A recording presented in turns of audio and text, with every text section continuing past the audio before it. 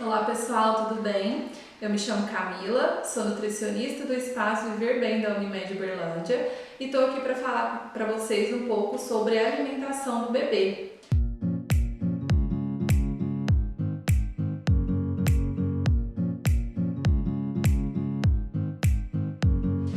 A primeira alimentação do bebê, pessoal, é o leite materno, né? E a gente precisa ter entendimento dessa primeira fase porque ela é extremamente importante. O aleitamento materno, a gente diz que ele é a primeira vacina do bebê, né? Ele fornece anticorpos, fornece água, fornece nutrientes, todos em quantidades adequadas para o desenvolvimento adequado da criança. Então, não deixem de tentar oferecer o leite materno, porque ele é barato, né? E ele está disponível a qualquer momento. O aleitamento materno, ele deve ser exclusivo até o 6º mês de idade. Não precisa de água, não precisa de chá e não precisa de nenhum outro complemento. O seu leite materno, ele já vai ser o suficiente para suprir todas essas necessidades. A partir do 6º mês, é indicado que se inicie a alimentação complementar. No caso daqueles bebês que precisaram fazer um complemento, né, com algum outro tipo de composto lácteo, a introdução alimentar, ela deve ser feita no 4º mês, tá? Por quê? Esse leite complementar, esse composto lácteo complementar, ele não vai ser o suficiente para fornecer todos os nutrientes que o bebê precisa. Então, por isso essa introdução um pouquinho mais precoce. Certo? Pessoal, e muita gente tem dúvida de como deve ser feita essa introdução alimentar. Então vamos pensar naquela criança que foi amamentada até o 6º mês e aí a gente vai começar a alimentação complementar. A partir do 6º mês, a gente vai incluir para a criança 2 papinhas de fruta e uma papinha salgada, tá? Essa papinha de fruta é aquela fruta amassadinha ou raspadinha. Nada, pessoal, de bater no liquidificador, coar, tá? Porque isso a gente vai fazer com que perca nutriente, né? Perca fibra, perca vitaminas, minerais que são importantes para a criança.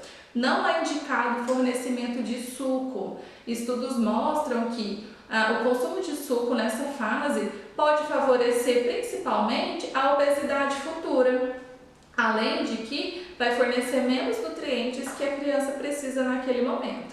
Então, o ideal são 2 papinhas de fruta, amassadinha ou raspadinha, e uma papinha salgada. A partir do 7º mês, a gente já começa a introdução de mais uma papa salgada.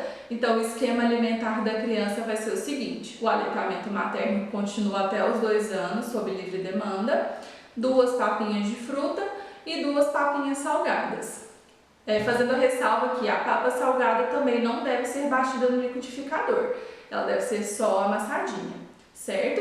E a partir de 1 ano de idade, a criança já pode fazer a mesma alimentação da família, então não é necessário preparar um prato separado para a criança, ela pode comer tudo aquilo que a família come ao longo do dia. Porém, é muito importante que se mantenha uma alimentação saudável, né? Rica em vegetais, rica em frutas, evitar os alimentos industrializados, processados, ultraprocessados, a fim de que essa criança cresça com bons hábitos alimentares. Existe muita dúvida de como preparar a papa salgada, então hoje eu vou explicar para vocês um pouco de como que deve ser esse preparo. Primeira coisa, a gente tem que entender quais os componentes dessa papa salgada. É importante, pessoal, que todos os grupos alimentares estejam presentes nessa papinha, né? Então é importante ter um tipo de carboidrato ou algum tipo de tubérculo, então pode ser o arroz, a batata, o cará, um tipo de legume, e pode ser variado, o ideal é que seja variado mesmo, então abóbora, chuchu, cenoura, beterraba, um tipo de proteína, e essa proteína pode vir tanto das carnes quanto do ovo, um tipo de leguminosa. O que são as leguminosas? Os feijões, lentilha, ervilha, com a ressalva de que a leguminosa ela deve ser introduzida apenas a partir do 7º mês, por conta da imaturidade do intestino da criança. E um tipo de verdura, então pode colocar verdura também na papinha do bebê, então pode colocar couve, pode colocar espinafre, e é extremamente importante por conta da questão das fibras, ok? preparo dessa papinha, pessoal. Vocês vão refogar ali na panela com temperos naturais, né? Cebola, alhos, temperinhos que vocês tiverem em casa. Vão refogar esses alimentos, né? Então refoga a carne, refoga o vegetal, refoga o carboidrato. Depois de refogado, cobre com água, tá? E tampa a panela. Vocês vão deixar cozinhar esses alimentos até que a água quase suma completamente. Depois disso, vocês vão tirar da panela e vão amassar. O que é extremamente importante?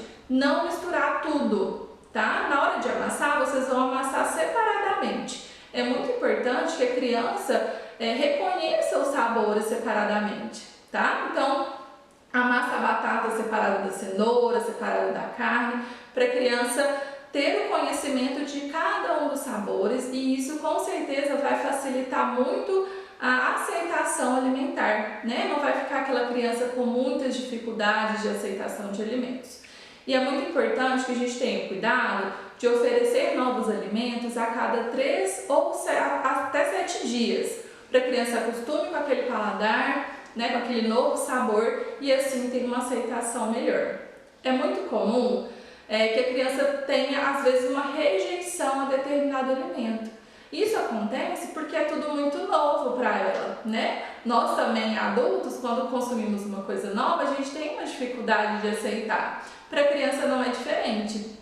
Então, não desistam, né? Ofereçam aí de 8 até 10 vezes o mesmo alimento para que a criança aceite bem, né? Já é comprovado cientificamente isso. Quando você oferece mais vezes, né, de forma diferente, isso vai contribuir para a melhor aceitação da criança. É muito comum essa dificuldade de aceitação, mas com insistência tudo dá certo. Em relação à quantidade, a criança no início, ali no sexto, sétimo mês, ela come muito pouquinho, tá, pessoal? É cerca de 4 colheres de sopa no total por refeição. Então, se a criança não quer comer mais, tá certo, tá tudo bem, porque ela já está saciada, né? Então, é uma quantidade muito pequena. Aos poucos, essa quantidade vai aumentando, né? E aí ela vai conseguir comer mais com o passar do tempo. Pessoal, é importante a gente entender que existem alguns alimentos que também não devem ser oferecidos para a criança entre o primeiro e segundo ano de idade, tá? Um deles é o leite de vaca. O leite de vaca ele só deve ser oferecido para a criança a partir de 1 ano de idade.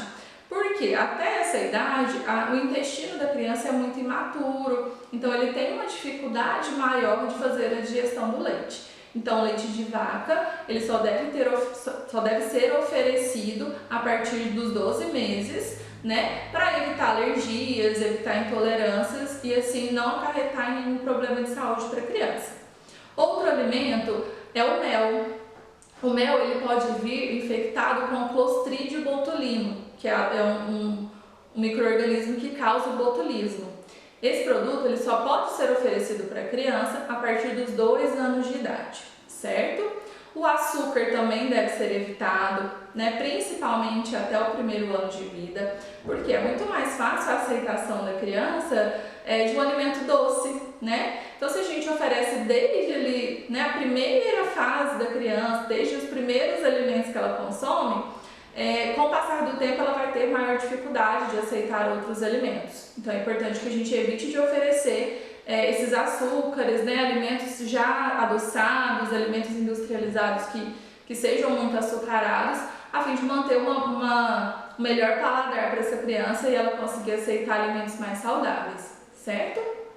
É importante a gente também evitar no primeiro ano a adição de sal em excesso, tá? Porque isso pode gerar uma sobrecarga renal na criança, além do que ela vai acostumar com o sabor do alimento, na verdade com o sabor do sal, né? Quando a gente oferece sem o sal em si, ela vai acostumar com o sabor do alimento, do próprio alimento, e isso vai ajudar na aceitação dela também.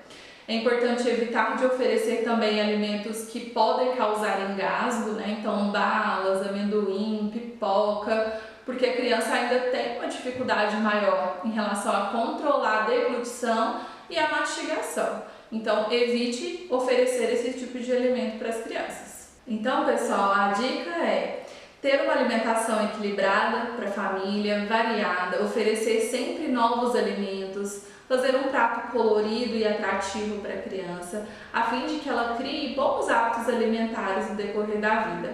É muito importante que os pais também tenham uma boa alimentação, já que eles são o espelho para os filhos. Não adianta você querer que seu filho se alimente super bem se na sua rotina você não tem uma alimentação adequada, né? Então, seja o espelho, né? Tenha uma alimentação saudável, tenha um estilo de vida saudável para que o seu filho também cresça com muita saúde.